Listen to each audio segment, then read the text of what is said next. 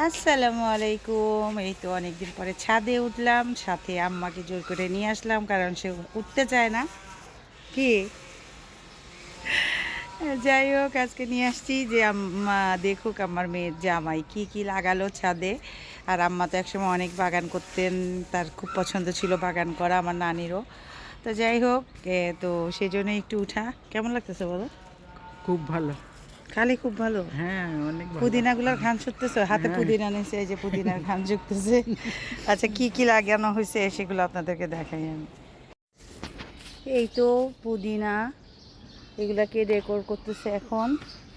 ধনিয়া পাতাও আছে, তারপরে এই পাশে হচ্ছে মাশাল্লাহ লাউ ধরছে, দেখা যাক কি হয়। এই তো একটা একটু ধরেছে, বড় হচ্ছে মাশাল্লাহ। এদিকেও ছোট ধরেছে, জানি না কয়টা টিকবে। যাই হোক, ধরেছে, এটা দেখতে আসলে অনেক ভালো লাগছে। তারপরে হচ্ছে ওই পাশে আছে আরও, কোথায় জানি একটা ধুন্দুল দেখলাম। হ্যাঁ, ধুন্দুল গাছটা যেন কেমন হয়েছে, কয়েকটা লাগিয়েছে কিন্তু প্রথমে 2-3টা নেওয়া হয়েছিল, কিন্তু এটা এখন কেমন যেন হয়ে যাচ্ছে।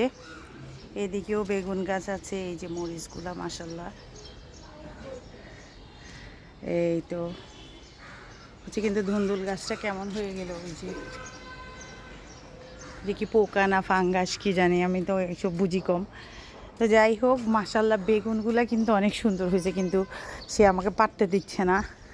তার ধরে থাকলে বেশি ভালো লাগে। এই যে মাশাল্লাহ, এই বলতেছে এখন না, আরও পরে আরেকটা কাছে আছে। এই তো, এই তো